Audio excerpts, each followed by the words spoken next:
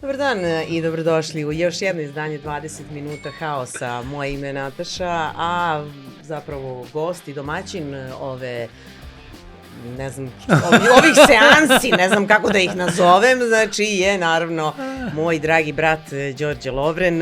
Zašto sam ja tu? Otkrićemo. Da. Otkriću ja uskoro. Mnogo je dobro što sad, brate, mogu da radim mnogo manje što sam radio, nego što sam radio u početku. Tačno sam znala, znači nešto, ono. Ili mu je bilo dosadno ili ga mrzalo da sve radi sam. Znači, ne, tačno je to, ono. Sigurno te nisam zvao da podelimo zaradu. Da.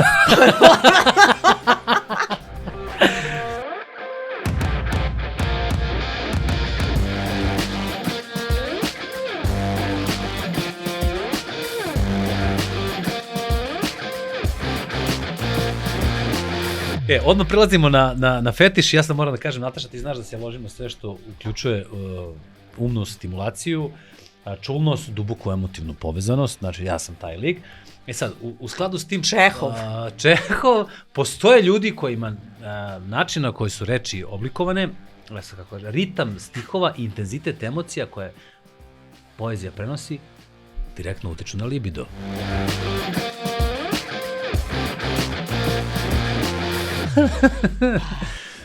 I to je naš današnji fetiš koji se zove metrofilija.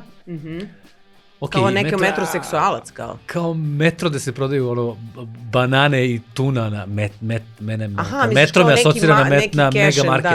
Da. To mi sad, ali metrofilija se zove, ne znam iz kog razloga. Nije ovi što kao se lože na to da će napraviti metro. Ne. Evo ga metro još malo.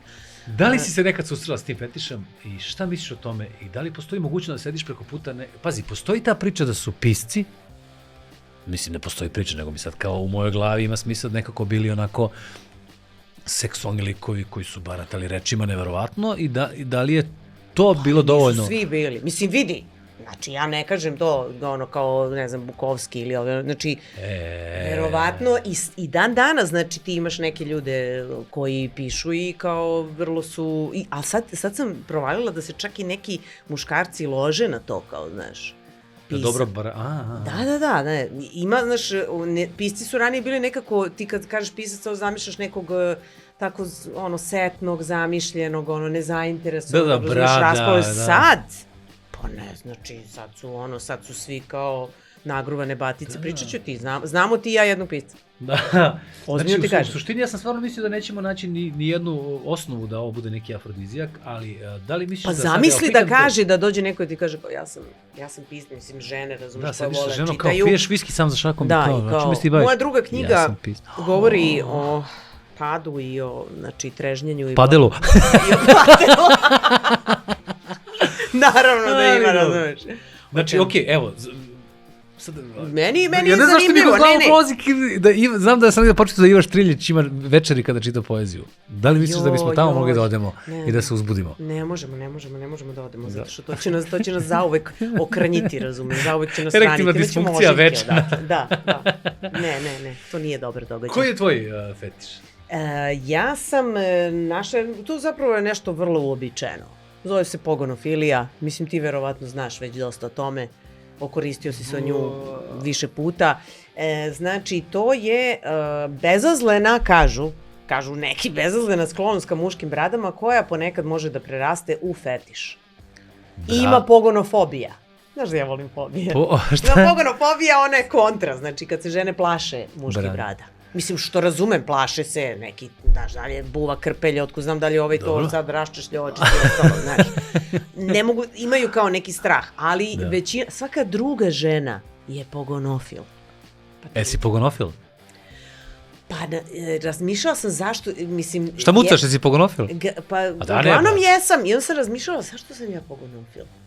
I u stvari to vučemo iz nekih drevnih vremena ili smo gledali Vikinge ili nešto je. I ta drevna vikinška vremena se po nekom mom mišljenju vraćaju. Jeste, vraćaju se hipsterska drevna vremena. Da, mislim da je taj baby face potpuno ispao iz mode i mislim stvarno da je brada neki vid seksualnog ornamenta na muškoj faci. Evo njega maljavog, Da, evo, ali ti sad ne znaš da li je evo njega maljavog, da li ja imam možda onu malu bradicu ili možda imam neke akne ili, razumeš, brada može da sakrije veliki nos i da nemaš usta i da ne znam ja šta, da, ako imaš malo, znaš, tako da brada može da bude pokrivalica, i kao, znači ja sam sad taj smejem moment i šta. kada, razumeš, tebe slušam i mogu da radim ovo. Da, kao. Ima a šta da sam ćosav? Mogu ja isto. Možda sledeći put da izdepiliramo moje brkove, ovako sad možemo da se gledamo i da pričamo. Da. Dobar fetiš, da. Sviđa mi se što se u potpunosti uklopamo u tu priču. Idemo dalje. Pogonofilo. Moja prva priča za danas je jedna onako baš vesela priča, a to je da će možda da crknu društvene mreže. Kako misliš? Pa mislim, neće da crknu stvarno, ali postoji neka šansa, pošto su, te društvene mreže kad su nastajale i mi svi kao njihovi robovi znamo tačno i kako su se razvijale, bla, bla, bla, one su u stvari nastale isto kao i masovni mediji, oni su se ložili kao ne, mi smo nešto što se privatno dešava, zapravo funkcionišu kao masovni mediji, zato što koji TV i ne znam i radio i bla, bla, bla, zato što gledaju kako da prikupe algoritmima što više ljudi koji nisu nužno zainteresovani za istu stvar. I onda su sad ljudi naravno krenuli da se lože i da prave neke aplikacije. Anti-priča. Tako je, anti-priča, ali zašto kao, mislim kako se zove nešto cozy media ili tako nešto.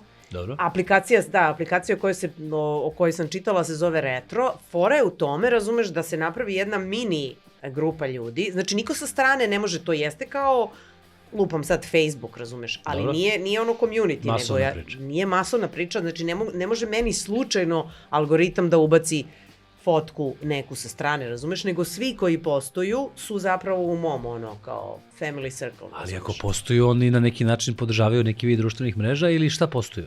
Ne, postojemo, ali mi sve vreme komuniciramo kao u našoj maloj zajednici. A ti si ušla u to? Razumeš, pa nisam još ušla. Aha. Mislim, ko zna, možda će ući, ali nije fora ono kao kad imaš Viber ili Whatsapp grupu, razumeš, nego je, šira je priča malo. Tebra, ništa mi nije jasno. Ništa.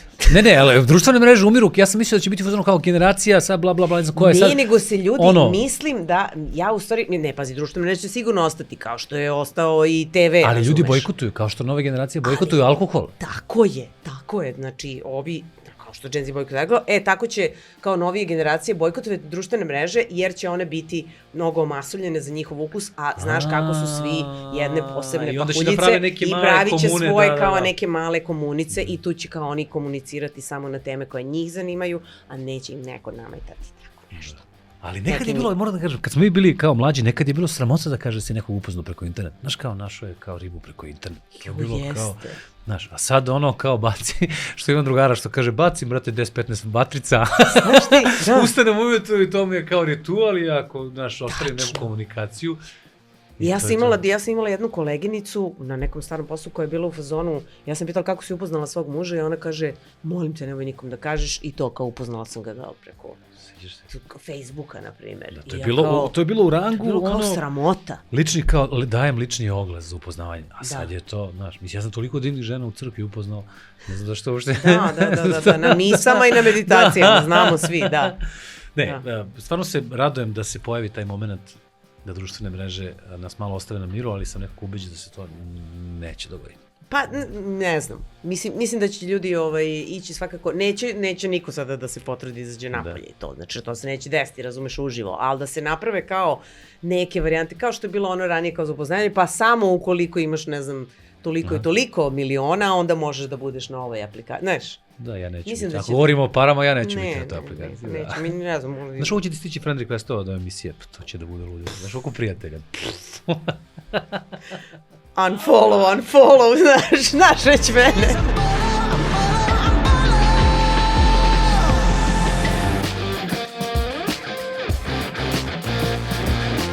Ja odmah idem na sledeću temu, ja mislim izvini, ćemo puštati sad na svakom ovom podcastu pesmu Unfollow, pošto nemamo više prava, ni nešto drugo, ovo imamo moje, ja pisala, pa kao, niko neće nas tuži na YouTube-u. Ali, brate, prvo, osim... ćemo samo ovu moju jednu pesmu. Zato što se savršeno uklapa, ali u svakom slučaju, mislim, ovaj vid promocije će ti neverovatno pomoći u tvojoj karijeri. Ali tvoju muziku obožavam, znaš, brate, da sam bio na svim dva nastupa. Evo, prateće, skidao se po spotovima. Pogledajte Killed. Možemo da pustimo, ja sam glumio Natašinu spotu i tad ali nemojte puštati spot, nego puštate samo kad se Đole skida. To je važno. Đole se skida, ali hoću da se...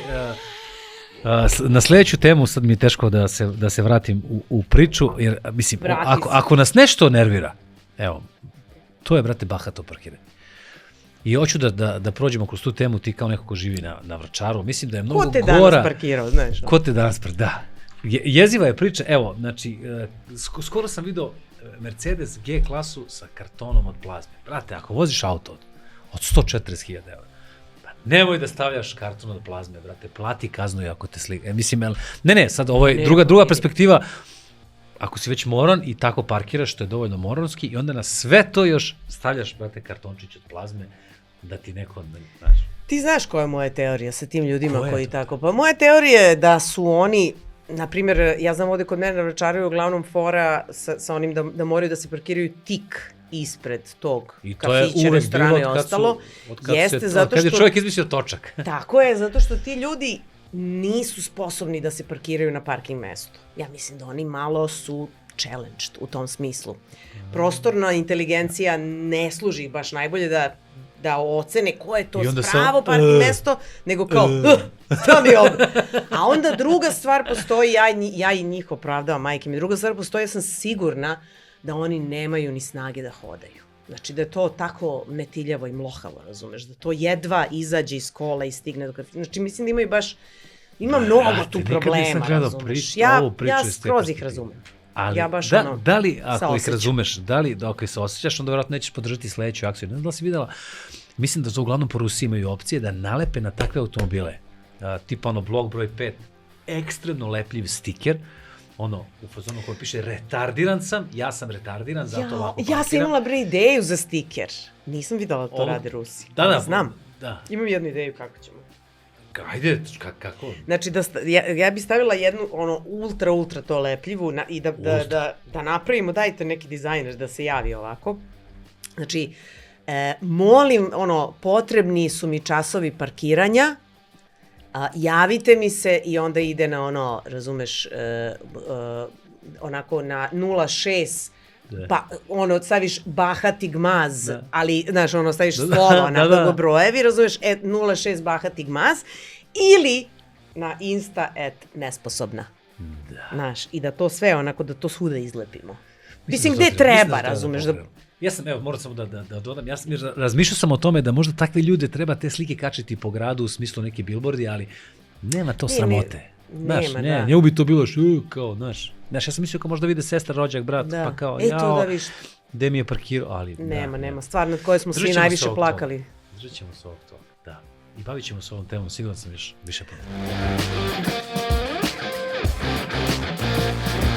Idemo na kviz, ko se seća se, ja sam prošli put i vodim generalno 2-0 u našem plasmanu. Idemo na prvo pitanje. Sigurno neko zapisuje. Sada ću ja da postavim prvo pitanje, a to je koliko noseva ima puš golać?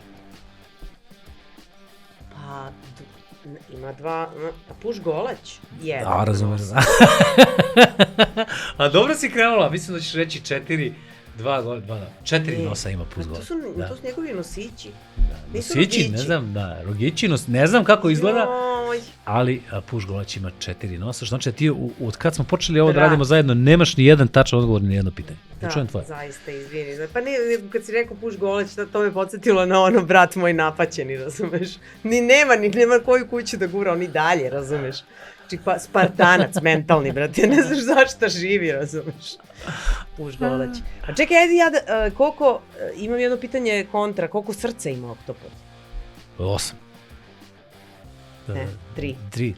3, rekao sam 3, ali rekao sam 3 pre 9, ali da, pola boda. 8. Dobro, 0-0, evo stvarno treba da znaš, kako se zove Barbikina mlađa sestra? Skipper. Tako zove? Bravo, Skipper. Dobro, idemo dalje. Dobro, prvi poen za Natašu. Pa zašto je mene demencija uvatila skroz, ja samo imam onu staru memoriju. Da, do 7. godine. Da, znači onu dugoročnu ne mogu da ovako. Kako se zove onaj nebodan, onaj skyscraper u Die Hard? Nemam pojma čemu pričam. Umri muški film? Voliš, da, Umri muški. Staklena zgrada. Da. Kao General Electric. Jeste, na Katomi plaza. General Electric. Kako pitanje? Ja sam mislila da si ti baš ložiš na ono. Pa ložim se, ali brate na puf, a ne kako se zove zgrada. Dobro. Koji popularni sos ili preliv, kako hoćeš, je nekada prodavan kao lek protiv dijareje? Wow. Tartar. Ne. A ne, taj je ako je pokvaren može da bude. Da, ako je pokvaren, Kečap. Kečap je nekad, da, kao paradajz je bio dobar protiv i kečap je stvarno, nemoj da me gledaš tako kao da je neophodno da proveriš moje informacije. Ma ne bi uzela kečap sve i da je sad ono da mi je posljednja dijareja, ono. Dobro, i ajde, idemo sad. Sa kog kontinenta su aboriđini migrirali u Australiju? S Okeanije. Ne? Ne baš, s Azija. Nisam slušao, brate. Pa sam teo da kažem. A ja se sad spremam, nešto zonu sam kao, znaš, kao... To je tako logično. Da. Pa ja isto razmišljam jer je let do tamo ti je treba ga negde preseći, razumeš, dalje neka Kina, neki Singapur, nešto. Što se kaže penal. Da. A neka, ide ti ovo i dalje. I znaš što sam skontala kad sam krenula da pričam sad pošto sam slušala sam nekog čoveka koji je to objašnjavao i kao follow your dreams i skontam da imamo ovde follow your dreams cancelled. Ali nisam stvarno to, znači to sam bukvalno danas shvatila da stoji na mom laptopu. Follow your dreams je rečenica koja je nastala negde 70. godina u Americi i od tad se proširila, razumeš, kao požar svetom, do dan danas traje, to prati svoje snove, ti možeš da uradiš bilo šta, ti si jak. Znaš, sve što želiš da postaneš, ti možeš da postaneš sve. I sad, zašto se uopšte to zapatilo i u toj modernoj psihologiji ostalo? zato što su ljudi 70. godina, mislim, imali šta da gledaju, šta da vide, od sletanja na mesec i tako dalje. I onda su klinci kad su u tim godinama kad se odrastalo, oni su postajali astronauti, matematičari, fizičari, bla, bla, bla. I ovi su govorili, da, svi to možete radite. Znači, kad je muzika bila u pitanju, oni su svi bili znaš, od Beatlesa, Cepelina, od, razumeš, Elvisa i tako dalje. Znači, svi su muzika koja nije, samu sebe, razumeš, kopirala, nego su kao, svi su nešto novo radili, razumeš, stvarali se nove stvari i ljudi su bili, ma možeš ti to, ti isto možeš da napraviš nešto novo, negde možeš se pomeriš.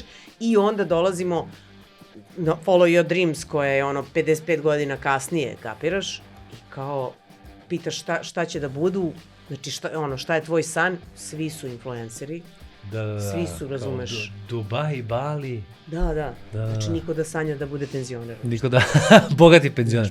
Ne, neko mora da kaže ljudima da neke stvari jednostavno nisu realne, razumeš, mislim, ja ne mogu da budem operski pevač. Jel bi ti, znači svom detetu, kaže, evo, ja bih da budem, ne znam, ne znam šta ću postanem, vozač formule, bla, bla. Mislim da može, imaš primere da su klinci kod nas, imali, mislim da se Pavlović zove, što je stvarno dogurao u formuli sad nekoj 3, ali generalno grabi ka tome da postane ozbiljan vozač Formule 1.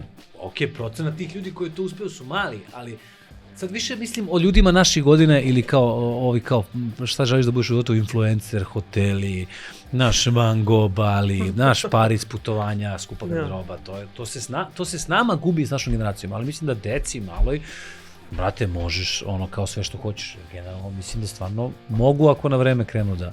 Pa da, ali to sad treba, razumeš, nekako, znači, ne znam kako, ne mogu sad to da objasnim, razumeš, ali mi je mnogo strašna ta priča da ti imaš 99% ljudi koji žele da budu nešto, da postanu neko sranje. Znači, razumeš? Da, kapiram. I svi teže da budu neko sranje. Ja sam kao mali teo, recimo, sanjao sam stvarno da igram fudbal u Bundesligi i stvarno sam trenirao fudbal 11 godina i onda sam se propio sa 18 i prekinuo sam karijeru, otkrio sam izlaske, ali sam generalno mogao da dobacim do toga. Ne, ja kažem, ja sam sanjala budem kasirka, jer mislim da oni sve, mogu porodnici da jedu i da piju šta hoće i da ništa ne plaćaju, to sam mislila.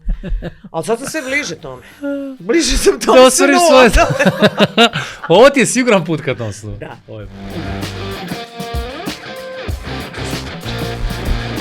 Ja ću sledeću temu da, poslednju, žuliš negde, bate? Zoveš taksi. Sledeću temu ću da otvorim pričom, to je izjava Rodgera Federera, koji je izjavio ako moja žena, znaš da on ima već specifičan odnos sa Mirkom, se tako zove Mirka, žena Rodgera Federera. Da. Ako moja žena želi da ide u shopping 10 sati, ja idem sa njom. I sad Rodger idemo... je poslušan. Rodger je poslušan. Sad, da li svaki muškarac, da li je normalno? Ja ne mogu, ja sam u shoppingu par puta bio. Popiješ, brate, 2 kafe, popiješ kiselu, popiješ pivo, odeš, gledaš u tehnomaniji, robo usisivače, ali ja jednostavno ne mogu da izdržim, nemam strpljenja. Mislim da ne postoji ništa tužnije, sad ti kao, možda to nikad nisi imala prilike da iskusiš, kada se dva muškarca, kada im se sretne pogled dok čekaju žene, između dve prodavnice cipela, između dve prodavnice ili u prodavnici, imaš one snimke kad ljudi onako vise na opačke, kuntaju to. Muškarac u šopingu, ja kao mali nisam mogao sa majkom da idem u šoping, osim ako me posle ne vodi da mi kupi igračku ili ne idem u Mac da jedem nešto. To je baš zanimljivo, u stvari sad kad ti kažeš da, ja isto kad idem, razumeš, sa svojim, dragim u šoping, znači uvek je to, znači on ovako sedi, bole ga leđa, noge ga bole, suviše, razumeš, znači ovo sve je previše za njega. Ali pa te surova si, ali tebe, ako tvoj, izvini što je prekidam, tvoj dragi povede u kupovinu kao letnjih guma, da li bi te bilo zanimljivo sad vremena da bude? Ali vidi, ako treba da idemo da kupimo njemu nešto, znači ja ne mogu da sednem i da me bole leđe dok on tamo, ne, ja moram aktivno da učestvujem u svakom detaljčiću. Da li ti se ova siva sviđa? Da li možda na svetlo malo izgleda vuče više na zeleno?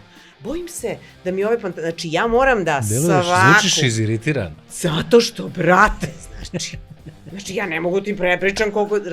Sad znači treba budeš zahvalan u stvari kad ti kaže sedi brate odmori, razumeš, jebi ga trajeće malo, ali odmori, razumeš, a ne ovo, znači sve vreme kao ja kažem pa dobro možeš ti to sigurno i sam da odlučiš, ne, nisam odlučio nikad sam, znači u suštini nikad dobro nisam odlučio, sedi ovde i gledaj dok se ja preslačim, dobro.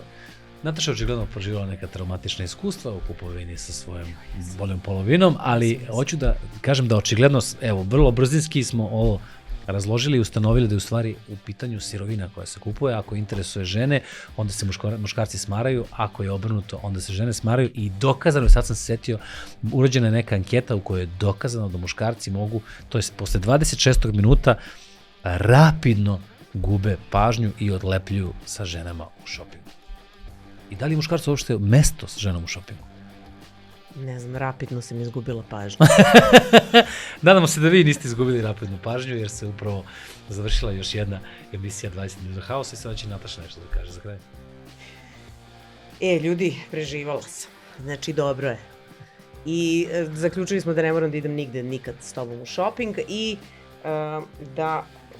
da ću te ja od sad parkirati. Vidimo se u sledećoj epizodi. Ćao!